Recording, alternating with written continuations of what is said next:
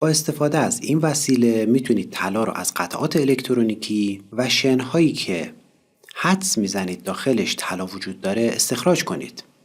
این وسیله برای استخراج طلا از خاک هم خیلی به درد بخوره. ولی حواستون باشه که این وسیله فقط برای استخراج طلای زنده استفاده میشه. طلایی که به شکل تکه های طلا وجود داره. به این وسیله کاسه آبی میگن. همونطوری که میبینید یک شلنگ آب بهش متصله که آب رو با یک مقدار مشخصی توش به جریان در میاره. برای اینکه هر چیزی رو بخوایم داخل این کاسه آبی اجرا کنیم و طلای اون رو جدا کنیم، نیاز هستش که از یک مش یا غربال با سایز سوراخ‌های مشخص عبور داده بشه. بهتره که غربالی که تهیه می‌کنید آزمایشگاهی باشه تا دقیقاً بدونید که چه سایزی از ذرات از این غربال عبور کرده. سایز بندی کردن دونه‌های ذراتی که داخل این دستگاه میرن خیلی مهمن، چون اساس کار دستگاه‌هایی که طلا رو از آشغال‌هایی که همراه اون هستن جدا میکنه اینه که بر حسب وزن اونها جدا میکنه. چوگالی طلا چون که خیلی زیاده سنگین هستش و باقی میمونه و هر چیزی که سبک باشه مثل خاک، سنگریزه و چیزای دیگه عبور میکنه. پس وقتی که همه مواد ما از یک غربال با سایز مشخص عبور کنه، تقریبا تمام مواد ما یک سایز مشخص دارن.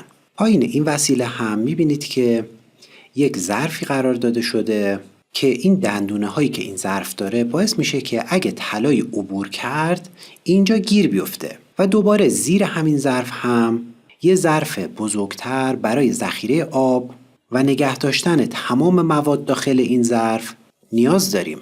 سیستم ما یه سیستم بسته‌ای هستش و ممکنه که طلای ما پایین بیاد ولی هیچ وقت گم نمیشه.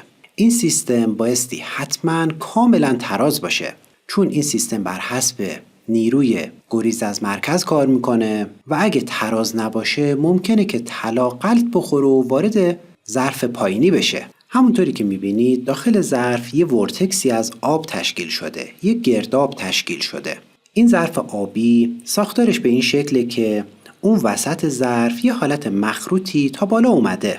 وقتی که این آب وارد این ظرف میشه، آب رو با یک شدت مشخصی به جریان در میاره. وقتی که اون خاک طلا یا آسیاب شده مواد الکترونیکی که دارای طلا هستن رو اضافه میکنیم، همونطوری که میبینید هر چیزی که سبک باشه یواش یواش از اون مخروط بالا میاد و دور ریخته میشه.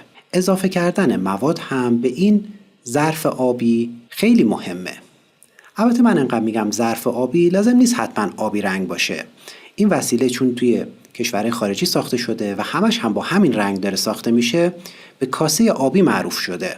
اگه توی ایران کسی بخواد همچین وسیله‌ای داشته باشه، فکر میکنم مجبور بشه که خودش این وسیله رو بسازه. همونطوری که میبینید خروجی این وسیله، این دندونه ها کمک میکنن که مواد خروجی هر کدومش که سنگین تره گیر بیفته. بیشتر اینجا شنهای سیاه گیر میفتن. این شنهای سیاه هر جایی باشن به احتمال زیاد همراه اونها یه مقداری طلا هم هست. همونطوری که میبینید بعد یه مدت کار کردن با این وسیله، اگه داخل مواد اولیتون طلایی باشه میتونید این طلا رو جدا کنید.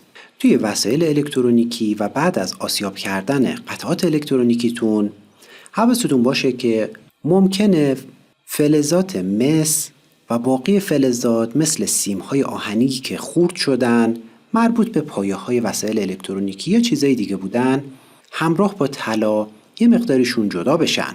ولی با استفاده از این وسیله هم میتونید تا حد زیادی طلا رو از باقی آتش‌خاله‌ی سبکتر جدا کنید.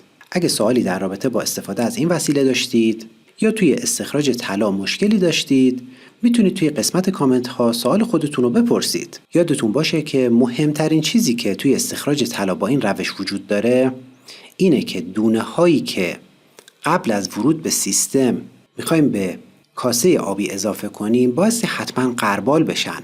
هر چقدر هم که بیشتر غربال بشن، با غربال های ریزتری مرحله به مرحله دونه ها رو کوچیک‌تر کنیم، بازدهی کارمون بالاتر میره.